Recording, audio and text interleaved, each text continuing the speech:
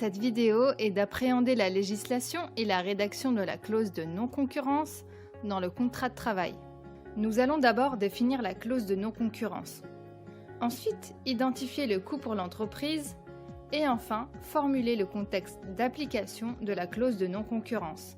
On définit une clause de non-concurrence comme une clause insérée dans le contrat de travail qui vise à limiter la liberté d'un salarié à exercer des fonctions équivalentes chez un concurrent ou à son propre compte après la rupture de son contrat de travail. La validité de cette clause est soumise à des règles précises. Cette clause a un coût financier pour l'entreprise. Avant 2002, la Cour de cassation ne faisait pas de contrepartie financière une condition de validité de la clause de non-concurrence. Mais revirement dans un arrêt du 10 juillet 2002 qui juge qu'il est impératif que le montant défini soit payé après la rupture du contrat de travail. La clause est effective et payée dès le départ physique de l'entreprise, c'est-à-dire dès le début du préavis non effectué par exemple. Pour que le montant soit jugé valable, il doit être compris entre un quart et la moitié du salaire mensuel de l'ex-salarié, durant tout le temps que dure la clause.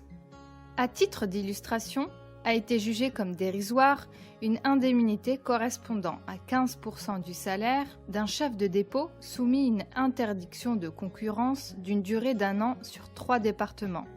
La même cour d'appel a en revanche admis la licéité d'une clause prévoyant une contrepartie financière de 40% du salaire moyen d'un directeur technique de production hautement qualifié, dont le champ d'application géographique s'étendait sur plusieurs pays. Certaines conventions collectives prévoient des montants prédéterminés selon les champs d'application. Ainsi, la Convention de la chimie stipule une contrepartie financière correspondant à 1/3 des appointements mensuels, si l'exercice vise un produit ou une technique de fabrication, et 2/3 si l'interdiction vise plusieurs produits ou techniques de fabrication. La Convention collective de la fabrication mécanique du verre va plus loin en prévoyant une indemnité mensuelle de 50% de la moyenne des 3 derniers mois de salaire, puis 100% au-delà des 2 ans d'interdiction. Ces dispositions particulièrement larges, tant en matière de montant que de durée, s'expliquent en raison du caractère délicat ou secret de certaines fabrications.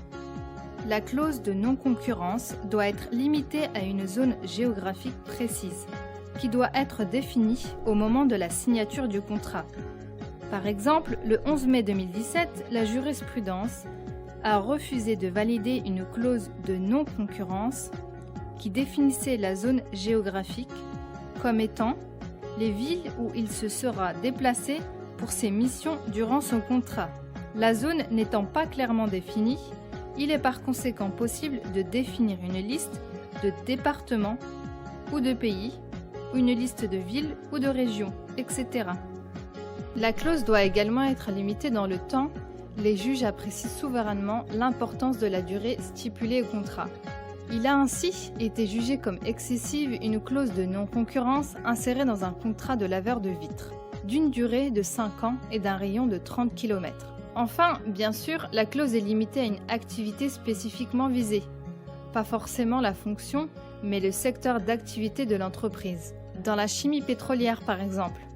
Pour conclure, bien rédiger sa clause de non-concurrence en vérifiant que la zone géographique soit correctement définie, ainsi que la durée et le montant de l'indemnité.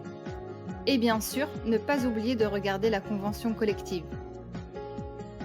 Merci d'avoir visionné cette vidéo.